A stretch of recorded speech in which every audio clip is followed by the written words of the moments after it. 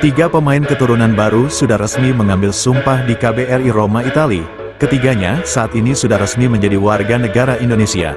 Emil Audero Mulyadi, Joey Pelupesi dan Dean James sudah tersedia saat melawan Australia pada tanggal 20 di Sydney. Seperti yang sudah diketahui, Patrick Kluivert sebelumnya sudah memanggil 27 pemain. Artinya dalam waktu dekat, Patrick Kluivert akan kembali mencoret sejumlah pemain yang dipersiapkan untuk berangkat ke Australia. Dalam rilis daftar pemain mendatang, ada 5 pemain keturunan yang sebelumnya belum pernah diturunkan secara bersamaan.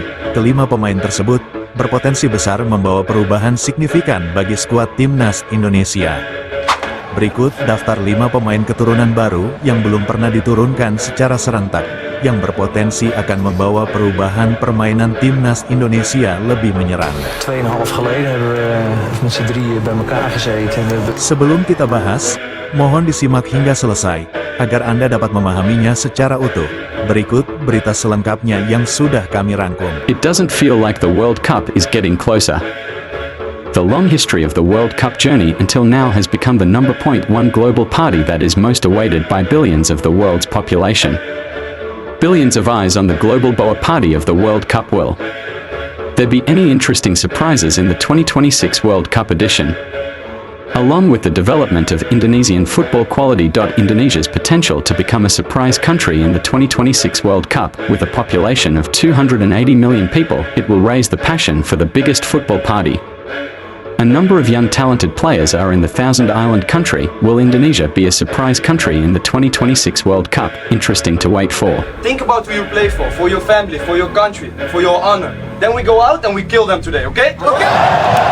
5 pemain naturalisasi baru timnas Indonesia siap mengguncang Australia. Sebanyak 5 pemain naturalisasi baru akan memperkuat timnas Indonesia saat menghadapi Australia di Sydney Stadium, yang mana kelima pemain tersebut belum pernah turun secara bersamaan. Patrick Kluivert, yang merupakan pelatih baru timnas Indonesia, memiliki alasan kuat untuk optimis tinggi meraih poin di kandang Australia. 5 pemain keturunan yang kini resmi sudah memperkuat skuad Garuda. Jika mereka dimaksimalkan, Kluivert meyakini mereka semua mampu meningkatkan peluang yang lebih besar untuk meraih minimal 1 poin atau bahkan lebih dari Australia. Kelima pemain tersebut, 2 dari mereka baru saja mendapatkan paspor Indonesia, sementara 3 lainnya sudah tersedia setelah absen di pertemuan pertama pada September tahun 2024 lalu. Berikut daftar 5 pemain naturalisasi baru yang siap mengguncang Sydney. Yang pertama, Ole Romeni. Penyerang Oxford United tersebut diperkirakan sudah resmi menjadi warga negara Indonesia pada awal Februari tahun 2025 ini. Ole Romeni hampir sudah dipastikan sudah tersedia saat membela Merah Putih melawan Australia. Dengan catatan, asalkan ia tidak mengalami cedera, kehadirannya sangat dinantikan untuk menggantikan Ragnar Oratmangun yang absen akibat akumulasi kartu. Ole Romeni merupakan pemain yang serba bisa menempati sejumlah posisi khususnya di lini depan. Pemain lincah dengan dibekali skill tinggi tersebut bisa menjadi ujung tombak. Ia juga merupakan pemain yang agresif dan ngotot. Tentu dengan nalurinya sebagai penyerang, Ole Romeni sangat dibutuhkan untuk dapat merusak pertahanan lawan. Berikutnya pemain yang kedua, Joey Pelupesi. Mungkin dari kalian masih ada yang mempertanyakan, apa alasan kuat PSSI merekrut Joey Pelupesi yang sudah berusia matang 31 tahun?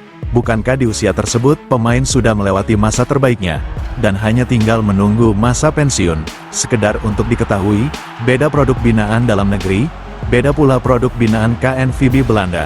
Rata-rata pemain jebolan KNVB, mereka bisa bermain maksimal hingga mencapai usia 38 tahun, artinya, Joey masih sangatlah matang untuk sebuah tim nasional. Joey Pelupesi menjadi alternatif pilihan terbaik setelah Hairori Edewal tertunda menjalani proses. Joey Pelupesi merupakan rekomendasi pemain tengah keturunan terbaik saat ini, mengingat stok pemain tengah juga sangat sulit ditemukan. Joey Pelupesi merupakan pemain dengan stamina tinggi. Ia juga merupakan petarung tangguh lini tengah yang sangat ideal menemani Tom Hay untuk memperkuat lapangan tengah. Selain tangguh, umpan-umpan cepat secara akurat Pelupesi dinilai akan sangat membantu memudahkan strategi total football.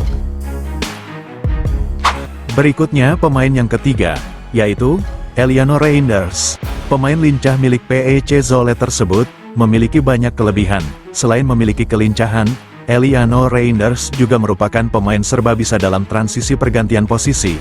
Ia bisa bermain baik di sayap kiri dan sayap kanan. Keberadaan Eliano tentu akan sangat membantu kreativitas serangan timnas Indonesia yang akan berkolaborasi bersama Ole Romeni. Eliano Reinders juga dikenal pemain yang memiliki akurasi syuting jarak jauh yang keras dan akurat.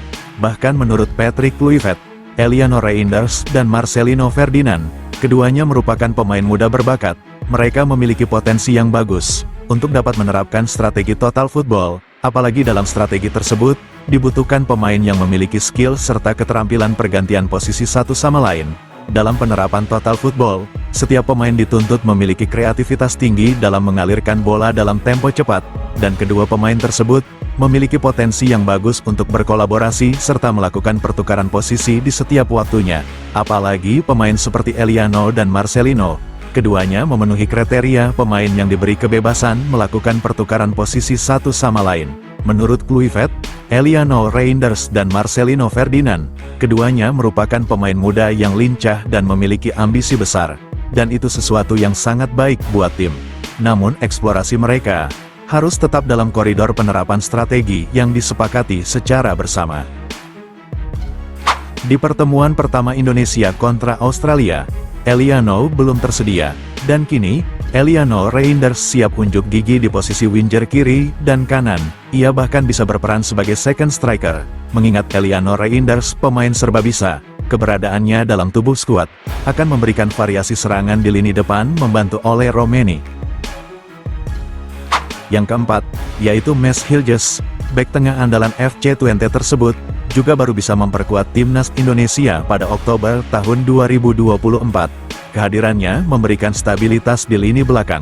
Ia merupakan pemain muda berpostur kekar, dengan naluri bertahan yang sangat baik. Setiap lawan yang berhadapan dengannya kerap tak mampu melewatinya dan pada akhirnya lawan merasa frustasi. Lawan yang berhadap-hadapan dengan Mes Hiljes, data statistik menunjukkan, dari 100 kali berduel, 87 diantaranya dimenangkan oleh Mes Hiljes untuk mempertahankan wilayahnya. Pemain muda dengan nilai pasar mencapai 9 juta euro. Hiljes menjadi pemain termahal dalam skuad Garuda, dan menjadi pemain termahal di Asia Tenggara hingga saat ini.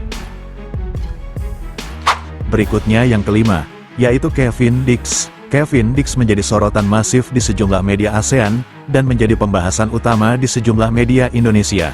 Pemain Borussia Mönchengladbach ini adalah pemain Indonesia pertama yang merumput di Bundesliga atau Liga Jerman, yang menempati liga terbaik nomor 2 di dunia, setelah Premier League Inggris yang menduduki liga terbaik di dunia. Kevin Dix merupakan pemain yang bernaluri bertahan. Namun ia juga memiliki fisik yang mendukung untuk membantu serangan. Dengan menyisir sayap kanan, Kevin Dix memiliki permainan selayaknya Calvin Verdong yang menempati posisi kiri, dan di posisi kanan diisi oleh Kevin Dix.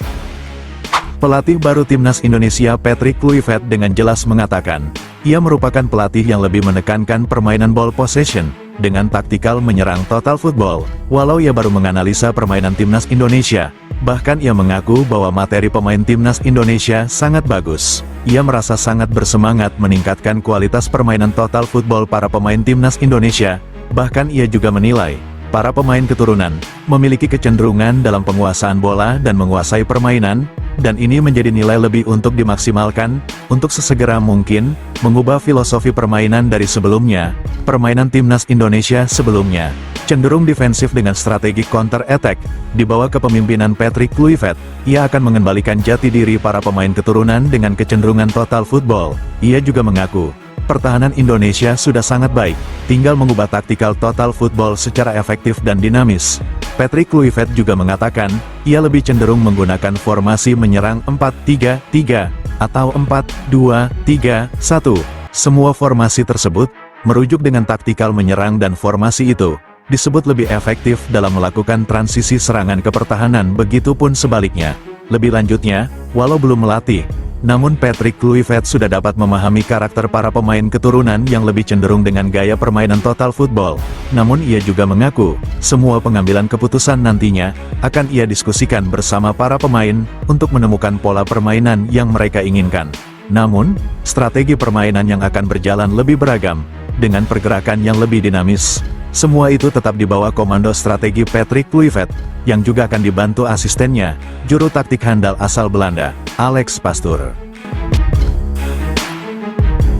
Sebelum meninggalkan tayangan ini, Silakan Anda subscribe channel YT Real ini, agar Anda terus mendapatkan berita perkembangan serta informasi jadwal pertandingan Timnas Indonesia selanjutnya.